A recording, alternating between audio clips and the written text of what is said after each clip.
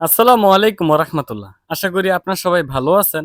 আলহামদুলিল্লাহ আমার আরো ৩ টা গরু বিক্রি হয়ে গেল এবং কত টাকা দিয়ে কিনছি, কত টাকা বিক্রি করছি এবং কত টাকা খাওয়াইছি এবং কত টাকা খরচ হইছে, এই ভিডিওতে আজকে আমি আপনাদেরকে সঠিক তথ্যটা দেওয়ার চেষ্টা করব।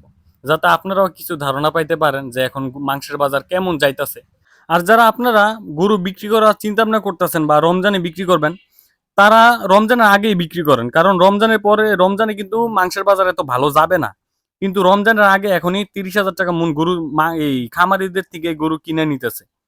কিন্তু রমজানের ১ থেকে ১৫ রমজান পর্যন্ত কোনো গরুর দাম যাবে না। আবার একটু ১৫ রমজান বা ২০ রমজানে গরুর দাম একটু মাংসের দাম একটু ভালো হবে।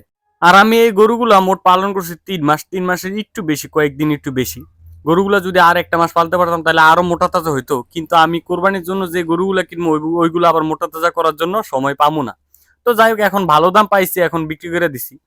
আর এই যেই ২ টা গরু, এই বড় যে ২ টা গরু, আমার এই ২ টা গরু টোটালি কিনা ছিল ৳২,২৫,০০০। আর এই বড় গরুগুলার সাথে আরো একটা ছোট গরু আছে।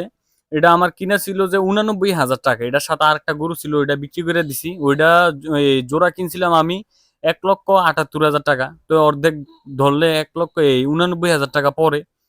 তো আলহামদুলিল্লাহ আমি এই ৩ টা গরু বিক্রি করছি ৳৪,৩৩,০০০। আর আমার এই ৩ টা গরুতে টোটালি খরচ হইছে ৳৬০,০০০ প্লাস মাইনাস হবে। আমরা সবগুলো তো একবার হিসাব করি না। মনে করেন যে আমার ৫ টা গরু আছে, ৳১,০০,০০০ খাবার খাইছে, ওই ৫ টা গরু ভাগ করি। ৳১,০০,০০০ দিয়ে ভাগ করি তাহলে ৳২০,০০০ পড়ে। শুধু খাবার খাওয়াইলেই তো হইব না।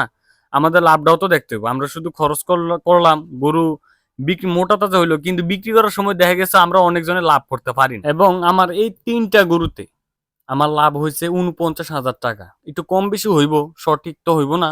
সমান, সমান তো হইব না, একটু কম বেশি হইব। আর আমি এই গরুগুলো আনার পরে প্রায় ২০-২৫ দিন কিন্তু আমার অসুস্থ ছিল। এফএমডি ভাইরাসে আক্রান্ত ছিল। তো গরুগুলো ওই সময় খাবার-দাবারও খায় নাই। কিন্তু অন্যান্য গরু আনার পরে যেমন খাবার-দাবার খায়, ওই দিক দিয়েও আমি একটু সময় কম পাইছি। আর আলহামদুলিল্লাহ এই সময় যে আমার যে ৳৪৯,০০০ লাভ হইছে, এটাই আমি অনেক খুশি। কারণ যেই খড়ের দাম, বন্যায় আক্রান্ত হওয়ার কারণে আমাদের এলাকায় অনেক খড়ের দাম হয়ে গেছে।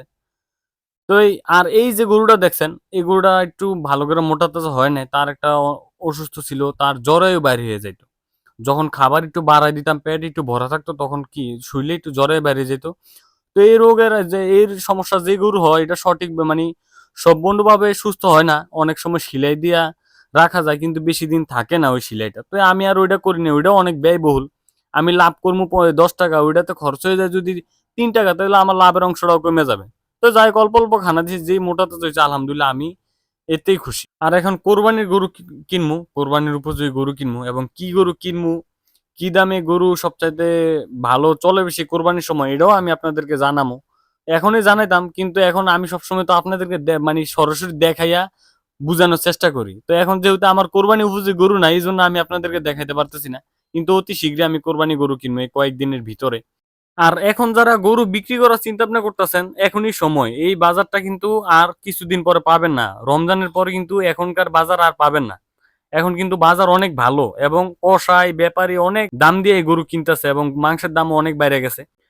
তো আশা করি আপনারা সবাই ভালো থাকবেন, সুস্থ থাকবেন। আমার ভিডিওগুলো যদি আপনাদের ভালো লাগে, আমার পেজটা ফলো দিয়ে দিবেন। যারা YouTube থেকে দেখছেন আমার চ্যানেলটা সাবস্ক্রাইব করে দিবেন।